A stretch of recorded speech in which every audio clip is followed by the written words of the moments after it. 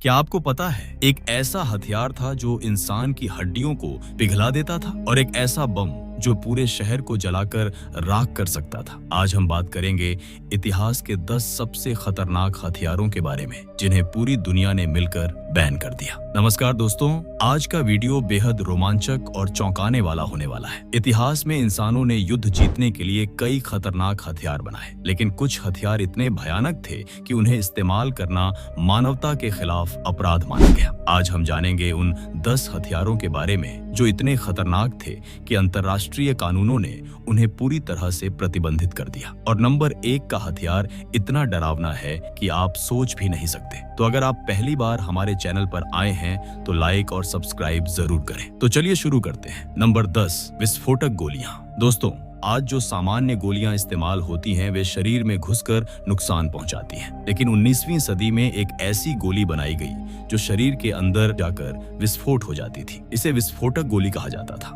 जब यह गोली किसी के शरीर में घुसती थी तो अंदर जाकर फट जाती थी और शरीर के अंगों को बुरी तरह से नष्ट कर देती थी। इस गोली को सबसे पहले 1868 में सेंट पीटर्सबर्ग घोषणा पत्र के तहत प्रतिबंधित किया गया। यह पहला अंतर्राष्ट्रीय समझौता था जिसने किसी हथियार को मानवता के खिलाफ घोषित किया। इस गोली की खासियत यह थी कि यह अंदर जाकर कई टुकड़ों में बंट जाती थी और हर टुकड़ा शरीर के अलग अलग हिस्सों को नुकसान पहुंचाता था। युद्ध में घायल सैनिकों का इलाज करने वाले डॉक्टरों ने बताया कि जिन लोगों को यह गोली लगी थी उनका इलाज करना लगभग असंभव था। गोली के टुकड़े पूरे शरीर में फैल जाते थे और मौत बेहद दर्दनाक होती थी। कई देशों ने इस गोली के खिलाफ आवाज उठाई और कहा कि यह युद्ध में अनावश्यक पीड़ा देती है। आज भी अंतर्राष्ट्रीय कानून के अनुसार ऐसी कोई भी गोली जो शरीर के अंदर जाकर विस्फोट करे या अनावश्यक चोट पहुंचाए, उसका इस्तेमाल युद्ध अपराध माना जाता है। हालांकि कुछ देश आज भी छिपकर ऐसी तकनीक पर काम कर रहे हैं।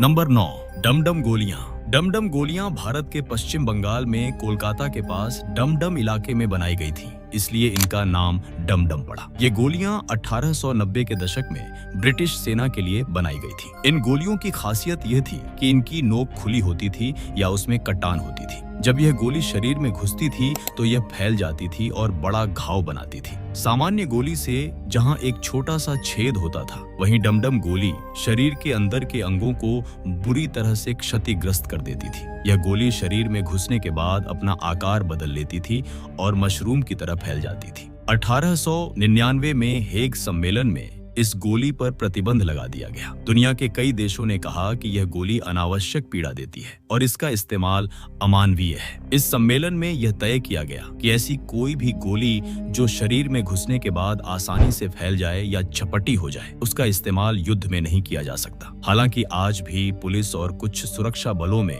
इस तरह की गोलियों का इस्तेमाल 100% है, लेकिन अंतर्राष्ट्रीय युद्ध में इनका इस्तेमाल पूरी तरह से प्रतिबंधित है। कई देशों में नागरिकों के लिए भी इन गोलियों को रखना गैर कानूनी है। इन गोलियों से हुई चोटें इतनी गंभीर होती हैं कि पीड़ित का बचना लगभग असंभव हो जाता है। नंबर 8, जैविक हथियार। जैविक हथियार शायद इतिहास के सबसे डरावने हथियारों में से एक है। ये वे हथियार हैं जो बैक्टीरिया, वायरस या अन्य जीवाणुओं का इस्तेमाल करके लोगों को बीमार करते हैं या मार देते हैं। इतिहास में इन हथियारों का इस्तेमाल कई बार हुआ है और हर बार नतीजे भयानक रहे हैं। प्राचीन काल में भी सेनाएं दुश्मनों के पानी के स्रोतों में मृत जानवरों के शव डाल देती थीं ताकि बीमारी फैले। मध्यकाल में जब प्लेग फैला था तब कुछ सेनाओं ने प्लेग से मरे लोगों के शवों को गुलेल से दुश्मन के किलों में फेंका था। इससे दुश्मन की पूरी सेना बीमार हो जाती थी। पहले विश्व युद्ध में जर्मनी ने घोड़ों और भेड़ों को एंथ्रेक्स और ग्लैंडर्स जैसी बीमारियों से संक्रमित किया और उन्हें दुश्मन के इलाकों में भेज दिया। दूसरे विश्व युद्ध में जापान ने चीन पर प्लेग से संक्रमित पिस्सू गिराए थे। इस हमले में लाखों लोग मारे गए थे। जापान की यूनिट 731 ने जैविक हथियारों पर भयानक प्रयोग किए थे जिनमें हजारों लोगों की मौत हुई। 1972 में जैविक हथियार सम्मेलन हुआ जिसमें 183 देशों ने इन हथियारों के विकास, उत्पादन और भंडारण पर पूर्ण प्रतिबंध लगा दिया। यह तय किया गया कि जैविक हथियार मानवता के लिए सबसे बड़ा खतरा हैं, क्योंकि ये न सिर्फ सैनिकों बल्कि आम नागरिकों को भी प्रभावित करते हैं। एक बार फैलने के बाद इन बीमारियों को रोकना बेहद मुश्किल हो जाता है। सबसे डरावनी बात यह है कि जैविक हथियार बनाना परमाणु हथियारों से सस्ता और आसान है। एक छोटी सी प्रयोगशाला में भी खतरनाक वायरस तैयार किए जा सकते हैं। इसलिए आज भी दुनिया भर की खुफिया एजेंसियां इस बात पर नजर रखती हैं कि कहीं कोई देश या संगठन गुप्त रूप से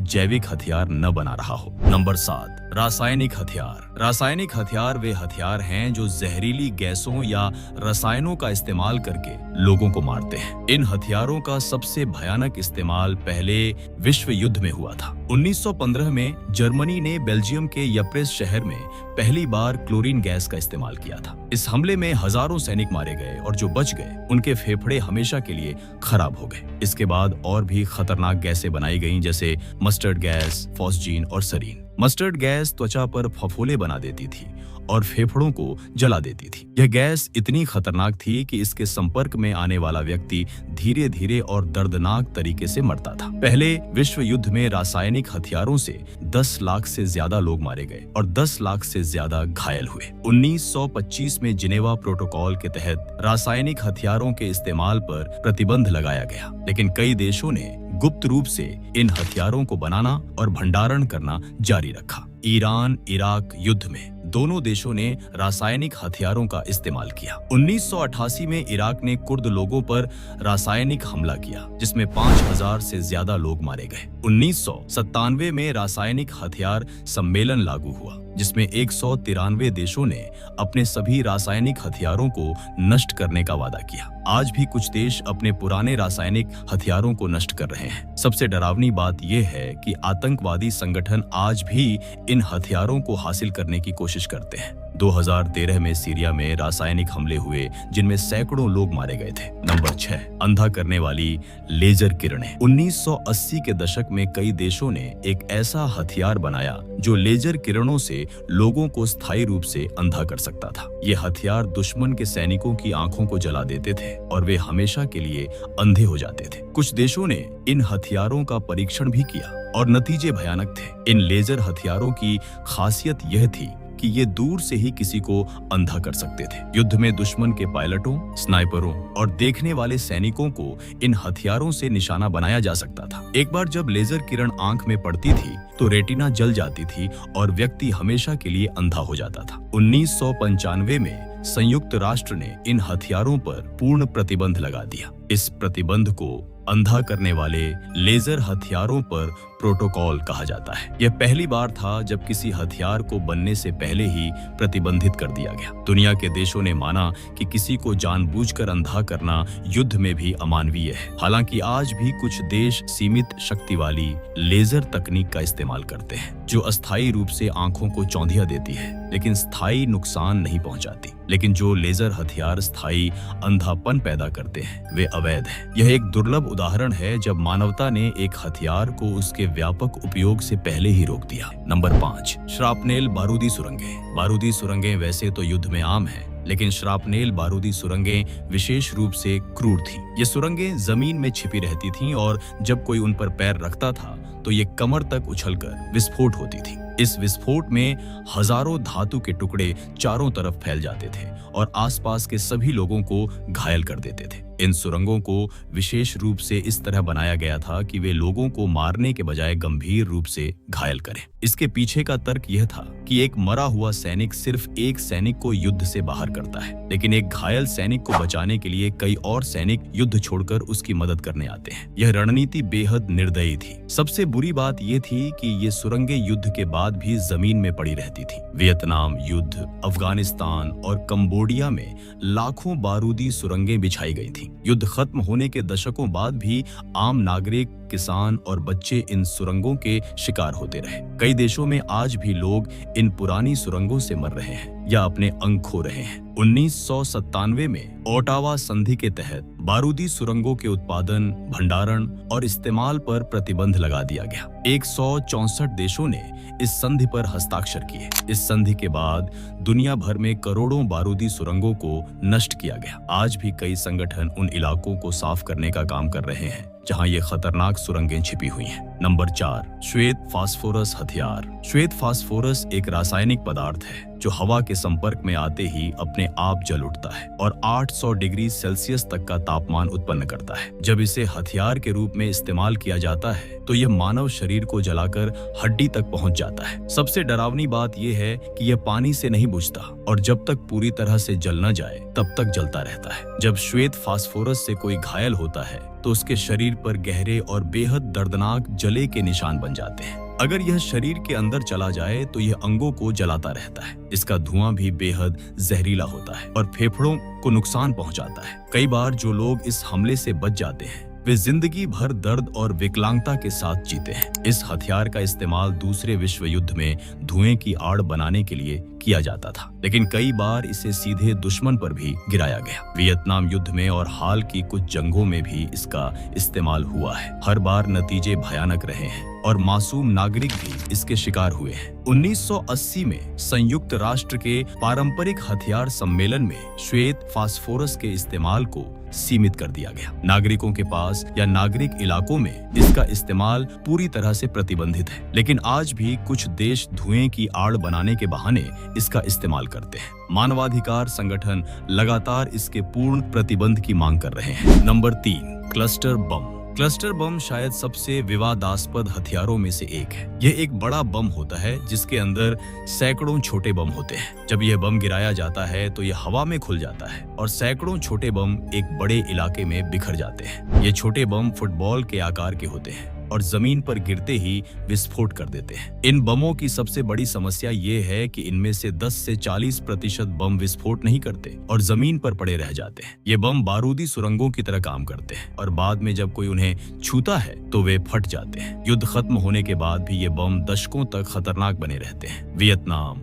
लाओस, कंबोडिया, इराक और अफगानिस्तान में लाखों क्लस्टर बम गिराए गए। आज भी इन देशों में हर साल सैकड़ों लोग इन अविस्फोटित बमों से मारे जाते हैं या घायल होते हैं। सबसे दुखद बात यह है कि बच्चे इन चमकीले रंग के बमों को खिलौना समझकर उठा लेते हैं और विस्फोट हो जाता है। 2008 में क्लस्टर बम पर कन्वेंशन लागू हुआ जिसमें 110 देशों ने इन बमों के इस्तेमाल, उत्पादन और भंडारण पर प्रतिबंध लगाया। हालांकि अमेरिका, रूस, चीन और भारत जैसे कुछ बड़े देशों ने इस संधि पर हस्ताक्षर नहीं किए हैं। आज भी दुनिया में करोड़ों क्लस्टर बम भंडारित हैं और कुछ संघर्षों में इनका इस्तेमाल होता रहता है। नंबर 2, नापाम बम। नापाम एक चिपचिपा पेट्रोल आधारित पदार्थ है जो जलने पर 800 से 1200 डिग्री सेल्सियस का तापमान उत्पन्न करता है। जब इसे बम के रूप में गिराया जाता है तो यह एक बड़े इलाके में फैल जाता है और हर चीज को जलाकर राख कर देता है। सबसे भयानक बात यह है कि यह त्वचा से चिपक जाता है और तब तक जलता रहता है जब तक सब कुछ जलकर खत्म न हो जाए। नापाम का सबसे बड़े पैमाने पर इस्तेमाल वियतनाम युद्ध में हुआ था। अमेरिकी सेना ने वियतनाम के जंगलों और गांवों पर लाखों नापाम बम गिराए। एक प्रसिद्ध तस्वीर है जिसमें एक छोटी वियतनामी लड़की नापाम से जलने के बाद रोते हुए भाग रही है। यह तस्वीर दुनिया भर में विरोध का कारण बनी और लोगों ने इस क्रूर हथियार के खिलाफ आवाज उठाई। नापाम से जलने वाले लोग अक्सर बच नहीं पाते और जो बच जाते हैं उनके शरीर पर भयानक निशान रह जाते हैं। यह सिर्फ शरीर को ही नहीं बल्कि पूरे पर्यावरण को नष्ट कर देता है। जंगल, फसलें, घर सब कुछ राख हो जाता है। इससे होने वाला धुआं भी जहरीला होता है और फेफड़ों को गंभीर नुकसान पहुंचाता है। 1980 में संयुक्त राष्ट्र ने नागरिकों के खिलाफ नापाम और अन्य आग लगाने वाले हथियारों के इस्तेमाल पर प्रतिबंध लगा दिया। हालांकि सैन्य लक्ष्यों के खिलाफ इसका सीमित इस्तेमाल अभी भी कानूनी है, लेकिन ज्यादातर देशों ने नैतिक कारणों से इसका उत्पादन बंद कर दिया है। आज भी कुछ देशों के पास नापाम जैसे हथियार हैं, लेकिन अंतर्राष्ट्रीय दबाव के कारण इनका इस्तेमाल नहीं होता। नंबर 1, परमाणु हथियार। और अब आ गया है नंबर 1 पर इतिहास का सबसे खतरनाक हथियार, परमाणु बम। यह एकमात्र ऐसा हथियार है जो पूरी मानवता को खत्म करने की क्षमता रखता है। 6 अगस्त 1945 को जब अमेरिका ने जापान के हिरोशिमा शहर पर पहला परमाणु बम गिराया तो एक झटके में 80,000 लोग मारे गए। 3 दिन बाद नागासाकी पर दूसरा बम गिराया गया, जिसमें 40,000 लोग तुरंत मारे गए। लेकिन असली त्रासदी तो इसके बाद शुरू हुई। विकिरण के कारण अगले कुछ महीनों और सालों में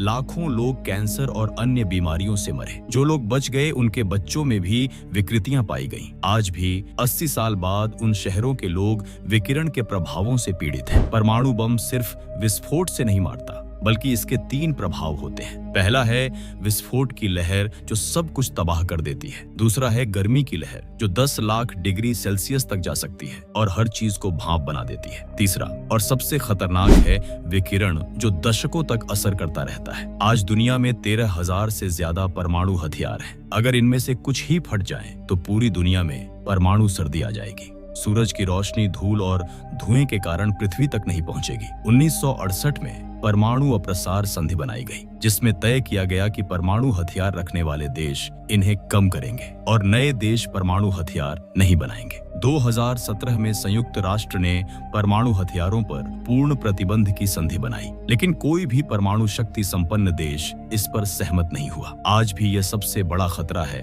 जो मानवता के सामने है। तो दोस्तों, ये थे इतिहास के 10 सबसे खतरनाक हथियार जिन्हें दुनिया ने मिलकर बैन किया या सीमित किया। अगर आपको यह वीडियो पसंद आया हो तो लाइक करना ना भूलें, सब्सक्राइब करें और बेल आइकन दबा दें। कमेंट में बताइए कि आप इनमें से किस हथियार के बारे में और जानना चाहते हैं। मिलते हैं अगले वीडियो में, तब तक के लिए धन्यवाद।